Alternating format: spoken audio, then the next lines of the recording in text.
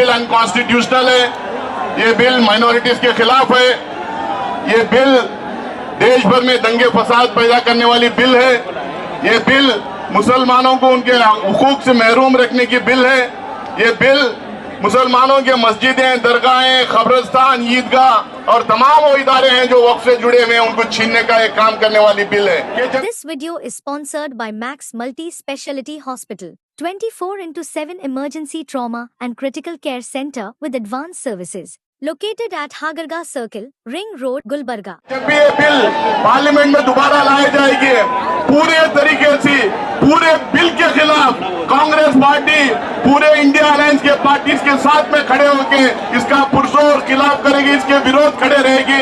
ये पूरा जो है हम लोग जब तक बिल के खिलाफ, जब तक एक प्रोविजन के खिलाफ हम लोग अंदर खड़े नहीं रहेंगे, हम हाउस के बाहर नहीं जाएंगे। ये हमारा डिसीजन है, ये बिल के खिलाफ खड़े रहेंगे और आखिरी दिन तक मुसलमानों के जो हुकूक है, मुसलमानों को जो कॉन्स्टिट्यूशन में राइट्स दिया गया है, सारे अकलियतों को जो राइट दिया गया है, वो राइट्स को प्रोटेक्ट करने का काम करती है। इसमें लोकसभा में पेश किया गया था।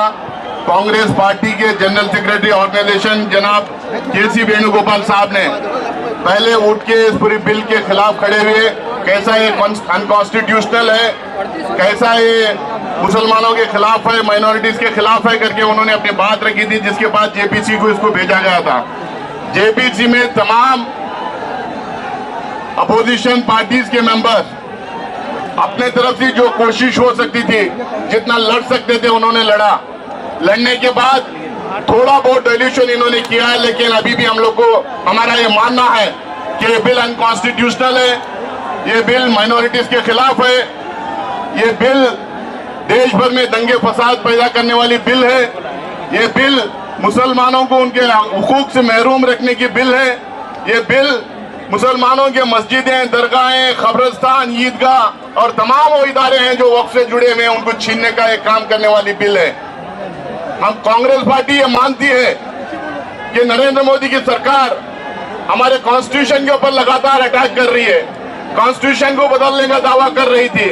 अगर 2024 के इलेक्शन में अगर इनको 400 से ज्यादा सीट आते तो ये संविधान बदलने का काम करती, क्योंकि ये संविधान बदल नहीं सकती, क्योंकि हिंदुस्तान का कैरेक्टर ऐसा है, सोशल फैब्रिक ऐसा है, यहाँ पे उतने सीट इनको मिल नहीं सकते। इसीलिए ये चुन चुन के उन तमाम प्रोविजंस को जो अलग अलग मजहब के लोगों को बराबरी का हक देता है, वो तमाम प्रोविजंस को खत्म करने का काम कर रही है। पहले सीएए एनआरसी लाए, उसके बाद अपने फ्रिंज एलिमेंट्स के through places of worship act के खिलाफ इन्होंने मुहिम छेड़ी और उसके बाद ये वक्फ अमेंडमेंट बिल लेके इन्होंने आया है। ये चाहते हैं कि जो बराबरी का हक जो दिया गया है वो बराबरी का हक ये खत्म हो जाए।